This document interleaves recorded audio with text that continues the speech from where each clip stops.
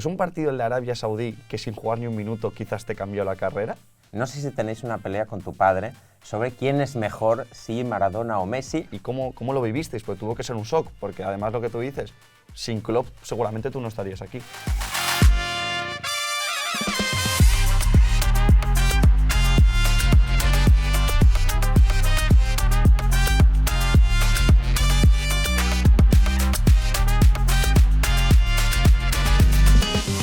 Hoy hacemos historia en la media inglesa porque por primera vez en 15 años entrevistamos a un campeón del mundo de fútbol. Con nosotros, Alexis McAllister. Bueno, Alexis, muchísimas gracias por tu tiempo. La verdad es que te tengo que decir que es prácticamente la primera vez que un jugador llega puntual a una entrevista. No solo puntual, has llegado antes. Con lo cual... Llegué antes, sí, me gusta compartir ¿Eres tiempo. puntual? Me gusta compartir tiempo con ustedes también y bueno, además siempre es lindo tener gente que hable español y Sí, claro. que se acerque acá con nosotros, así que bienvenidos. Y además estás con tu mate, no falla, ¿eh? Un argentino con el mate es una cosa súper cultural. Sí, siempre con el mate. Después también tenemos a Darwin que hace mucho mate y está la pelea entre cuál mate es mejor y demás. ¿Y cuál es mejor? El tuyo. Es difícil decirlo. A mí, sí, obviamente voy a decir el mío, Darwin va a decir el suyo, pero la gente, por ejemplo, nosotros tomamos mucho mate con Alisson, con Lucho Díaz y con Tafarel, Claudio Tafarel, que es el entrenador de arqueros. Claro. Mítico portero, además. Tal cual, campeón del mundo. Sí, claro. Que es un personaje hermoso. ¿No hay pique con los brasileños? Y un poco sí. Generalmente, como son 2 contra 1, siempre me tiran más ellos a mí que yo a ellos. Inferioridad numérica. Y sí, pero bueno, la pasamos bien, la disfrutamos mucho. Te quería comenzar preguntando por tu familia, porque hay una cosa increíble que es que lo lleváis en los genes, el tema del fútbol. Por supuesto, tu padre fue futbolista, tu tío, tus hermanos. Tú siendo el pequeño, o sea, ¿sentías la obligación de ser futbolista? Pues imagínate que hubieras sido, qué sé yo, arquitecto. Claro. ¡Qué desilusión para la familia! Sí. Imagínate llegar a tu padre, no, yo no quiero jugar a fútbol, papá, yo quiero ser arquitecto. Bueno, yo siempre lo dije, que nosotros nunca, tanto yo como mis hermanos, nunca tuvimos la presión de ser futbolistas. Nuestro papá nunca nos dijo, no, tienen que jugar al fútbol. Él siempre nos dio la libertad. Sí, obviamente, cuando éramos chicos solíamos ver mucho a él, solíamos ir a las canchas, entonces ya como que vas agarrando esa pasión por el fútbol. Y después arrancamos desde muy chiquitos. Yo con mis hermanos, como ellos son más grandes, yo capaz que los iba a ver con 4 años y a los 4 años empecé a jugar al fútbol. Claro. En Argentina nosotros jugamos el baby fútbol, que es el 5 contra 5 en cancha cerrada, entonces ahí a los 4 o 5 años ya estaba jugando al fútbol. Y tu hermano, tenemos que preguntar, porque muchos seguidores argentinos nos lo preguntan, ¿se llama Kevin verdaderamente por la película de Mi Pobre Angelito? Sí, esa fue una historia terrible porque bueno, él le pusieron el nombre por Mi Pobre Angelito, pero él nunca lo supo. En realidad nosotros nunca lo supimos. Claro, o sea, sabía mi tu mamá hermano. y mi papá, nunca lo habíamos preguntado. Hasta que en un momento le hicieron una entrevista, creo que con 15, 16 años. Y O sea, claro, él dijo lo que... descubrió con esa edad. Con esa edad lo descubrió. Y lo peor es que él no sabía, le preguntaron en la entrevista y él dijo, no fue por eso. Y cuando terminó la entrevista, mi mamá lo estaba escuchando. Entonces ahí mi mamá se acercó y le dice, sí, Kevin, por Mi Pobre Angelito. Has vivido una mentira, tú te piensas que te llamas Kevin porque éramos muy fans de yo que no, es por la película. Tal cual, fue por la película. Hay una cosa curiosa hablando de tu familia. Tu padre, por supuesto, fue compañero de Maradona en su día. Tú, por supuesto, has compartido selección con Messi. No sé si tenéis una pelea con tu padre sobre quién es mejor, si Maradona o Messi, o si cada uno apoya a uno diferente, o tú defiendes a Messi, tu padre defiende a Maradona. No, creo que al principio sí era un poco que mi papá era un poco más de Maradona y yo de Messi. Pero creo que con el correr de los años y sobre todo con el nivel que mantuvo Leo por tantos años, Sí. ahí al final se terminó rendido a los pies de Messi. O sea, creo que eso es lo que más, ¿cómo te lo puedo decir? Lo que más grande hace a Leo. Claro. Los años que estuvo a nivel top, Claro. siendo el mejor jugador del mundo, es algo que no creo que alguien más lo pueda hacer. O sea que ahora estáis de acuerdo, vamos. Sí, ahora somos los dos de Messi. Se vino tu padre de tu lado. Tal cual. Contaste en una entrevista de cuando conociste a Messi, tú estabas nervioso. Decías que porque eras tímido. Aquí no pareces muy tímido, no sé si es que has cambiado. Bueno, crecí un poquito. Claro, y que te temblaban las manos cuando le saludaste. Desde fuera da la sensación de que, sobre todo los chicos jóvenes de la selección, como tú, como Enzo, habéis vivido el sueño que teníais desde chicos, de no solo jugar con Messi, sino ser un poco los que también llevan a Messi a poder ganar el Mundial. Sí, tal cual. A ver, para nosotros siempre Leo fue nuestro ídolo y fue el jugador que miramos desde muy chicos. Entonces, llegar a conocerlo a él y jugar con él y compartir con él tantas cosas, para nosotros es algo muy, muy fuerte. Y bueno, quizás al principio sí está ese nerviosismo de conocer a Leo, de ver cómo es él y demás, pero creo que con el correr de los días y del tiempo uno se va dando cuenta que es una persona súper simple, que es muy compañera y que bueno, siempre que estás en esos momentos solos puedes charlar con él, entonces de a poquito te vas acercando, vas disfrutando el momento y te vas soltando un poco más. Por supuesto con tu padre, con tus hermanos, con Maradona, compartís Argentinos Juniors. De ahí saltas al Brighton. ¿Por qué el Brighton? Porque imagino que si no en ese momento, más adelante podrías haber tenido más ofertas, quizá de clubes con más nombre en Europa. ¿Por qué os decantáis por el Brighton? Sí, la verdad que era muy joven, y la primera vez que me hablaban del Brighton fue un año antes de que me compren. Y cuando me vinieron a hablar de Brighton, sinceramente no conocía ni quién era, porque claro, en ese momento justo recién había ascendido a la Premier League, claro. Y yo no lo tenía. Y bueno, desde ese momento que me empezaron a hablar, uno se empieza como a interiorizar un poco más. Se veía que había un proyecto muy interesante donde iban a cambiar el técnico, porque a mí cuando me compran, el técnico era Houghton, que incluso fue él el que me recibió cuando a mí me firman. Después cambió a Graham y ahí es cuando yo vengo desde Argentina. Entonces se veía que había un proyecto grande donde se quería hacer mucho hincapié en los juveniles. Ellos trabajan mucho con las estadísticas, porque bueno, Tony Bloom está un poco metido en todo lo que es los números y demás, así que fue un proyecto interesante. En ese momento era uno de los clubes que estaba interesado, y al final la Premier League siempre te termina dando ese plus e interesa muchísimo más. Tú hablabas de los datos. ¿Es algo que tú miras, por ejemplo? No mucho. A ver, sé que hoy en las redes sociales está muy fuerte el tema de todo lo que son las estadísticas. Termina el partido y a los 2 minutos tenés las estadísticas de todos y demás. Sé que es importante, pero también hay que saber leerlas. O sea, qué sé yo, si yo juego no sé, por decirte, soy central y doy el 100% de efectividad de pase, sí, capaz que se la doy siempre al que está al lado. Justo, entonces claro. Capaz que no tiene Justo. Tanta relevancia. Entonces hay que tener cuidado con eso, saber qué es lo importante, qué es lo que no, o en lo que querés hacer hincapié, y a partir de ahí poder mejorar esos números. Pero no me quedo un poco más con lo que siento en el día de partido o lo importante que puedes sentirte para un equipo. En Brighton hubo un momento, sobre todo tus primeros meses, que llegabas a jugar casi de delantero o de media punta, de falso 9. Has jugado también de pivote, has jugado también lo que nosotros es un 8, que creo que para vosotros los argentinos es un 6. ¿Dónde te has sentido más cómodo? ¿Por qué a una edad tan joven has ya cambiado tanto de posición? Sí, bueno, ya en Argentina yo lo tuve a Gabriel Heinze como técnico, que para mí fue uno de los mejores técnicos que tuve en mi carrera hasta el día de hoy.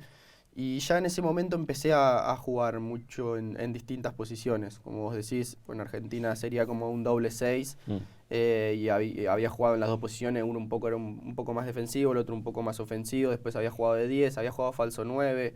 Ya desde ahí como que me empecé a convertir en un jugador más polifuncional.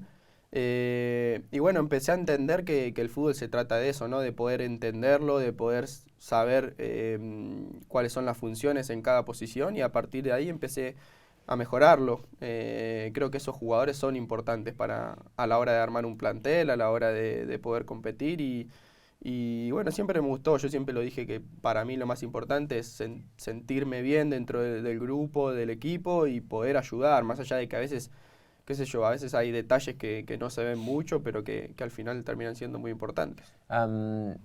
Eres capaz de jugar en muchas posiciones, pero ¿en cuál te sientes más a gusto?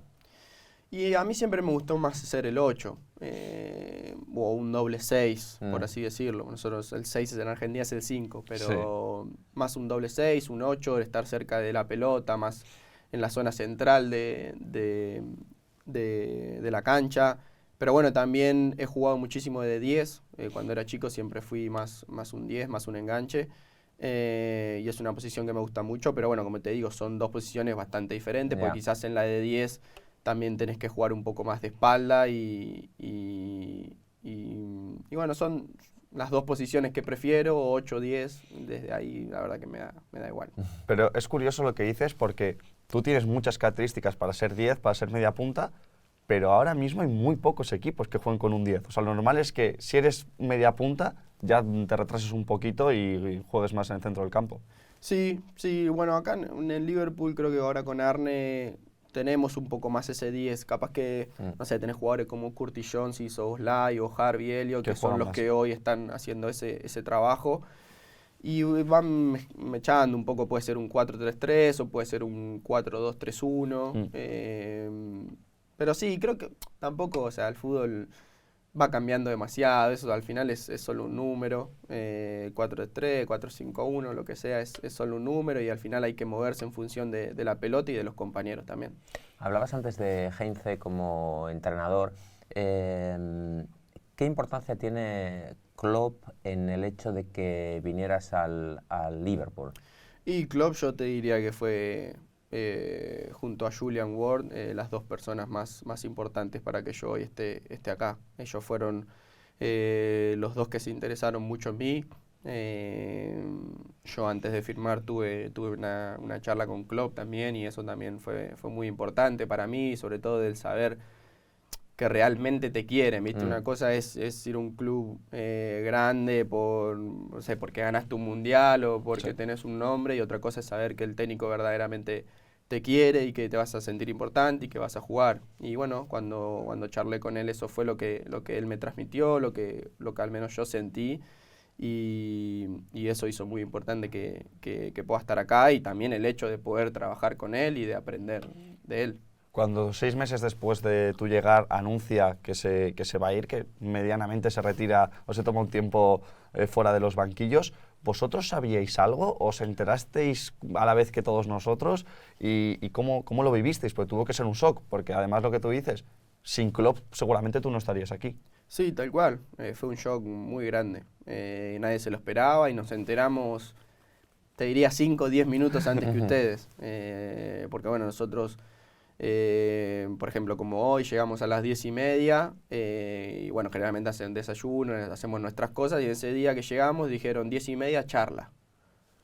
¿Viste? Y yo, qué raro, llego al centro de entrenamiento y yo estaba al lado de Salah. Entonces le pregunto, che, ¿por qué la charla? ¿Qué pasó? Y me dice, el técnico se va. Y yo, ¿cómo?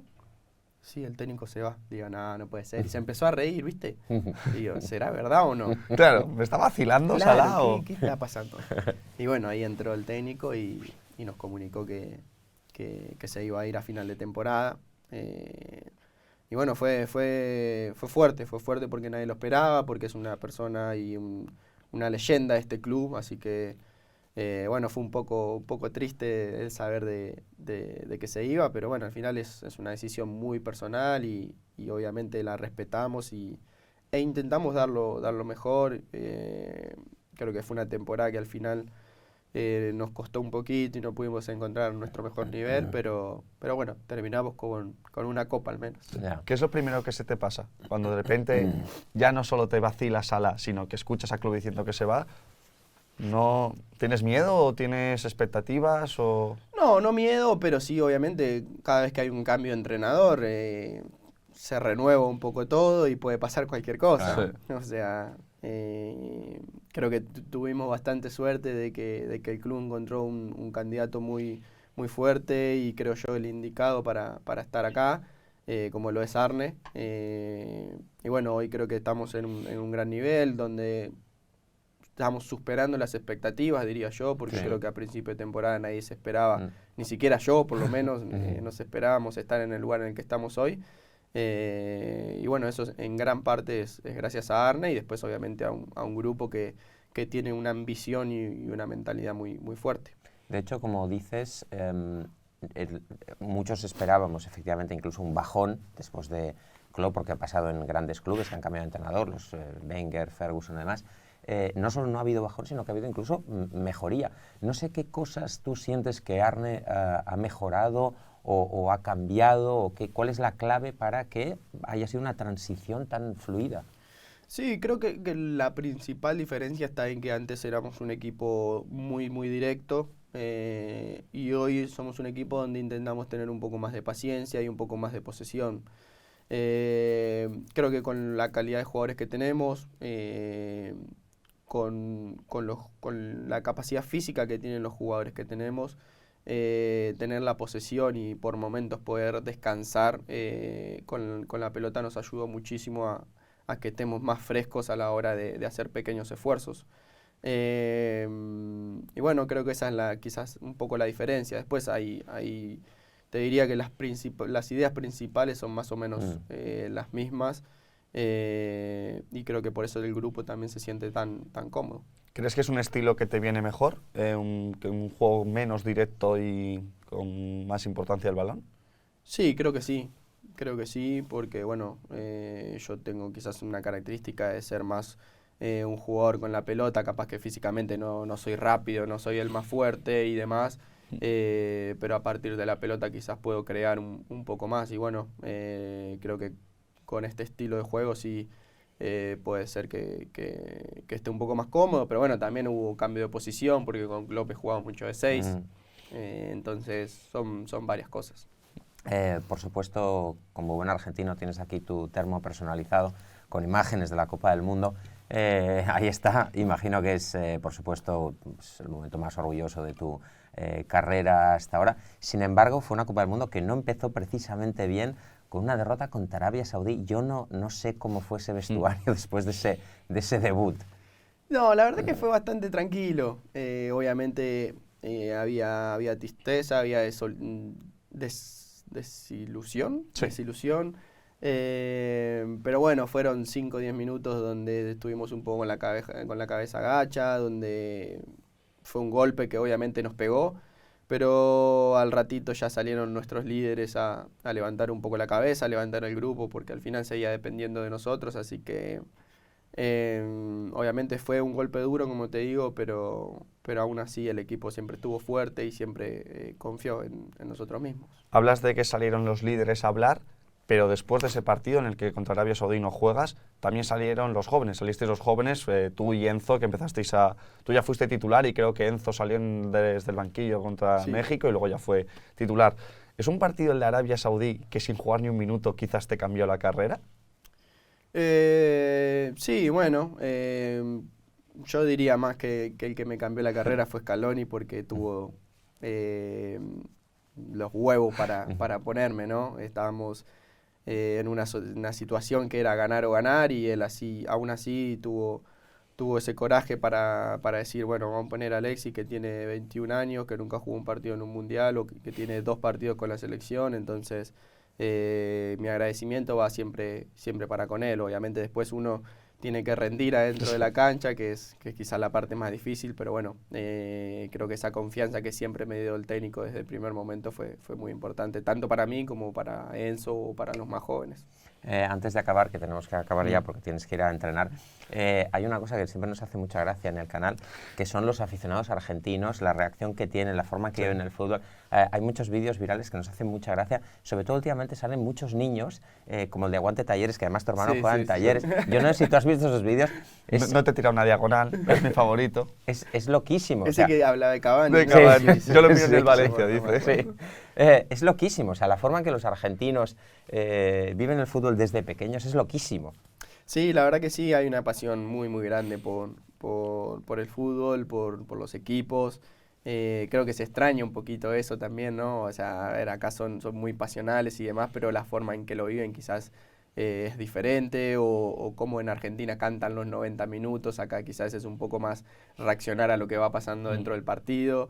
Pero sí, obviamente que se extrañan esas pequeñas cosas. Obviamente cuando sale un chico a decir eso sobre vos no es tan lindo, no es tan lindo como cuando se lo dice a otro, pero bueno, es parte del fútbol, creo que nosotros lo vivimos de esa manera, lo disfrutamos y bueno, ojalá que nunca podamos perder eso. Una cosa que también me llama muchísimo la atención, ya para terminar, es que tú acabas de decir, se echa de menos esos fans en Argentina, se echa de menos pues cómo sigue el fútbol en Argentina. Desde fuera parece que para un jugador argentino jugar con la selección argentina, volver a Argentina, es más importante que para cualquier otro futbolista. ¿Vosotros lo sentís también así? O sea, sí, el volver a casa y... Sí, para nosotros, o sea, nosotros tenemos un sentido de pertenencia, una identidad muy grande con nuestro país, con nuestras costumbres, con nuestra pasión por ese fútbol. Entonces, creo que todo jugador argentino siempre piensa con volver a su país. Después, obviamente, hay casos donde uno se pone a pensar un poco más en la familia o en la seguridad o en cómo está el país. Pero bueno, ahí ya son un poco más las decisiones personales. A mí me encantaría volver a mi país, siempre lo digo, es un país que me encanta, más allá de las cosas malas que tenemos muchísimas cosas buenas. Y bueno, ojalá que el día de mañana se pueda volver en algún momento, pero bueno, ya será para el futuro. Alexis, muchísimas gracias por tu tiempo, muchísima suerte para lo que resta de temporada y que sigan los éxitos. Bueno, muchísimas gracias a ustedes por venir. Si te ha gustado este vídeo, no dudes en suscribirte al canal, de este modo nos ayudas y además, hey, es gratis, o sea que no tienes nada que perder, danos una oportunidad y suscríbete a La Media Inglesa.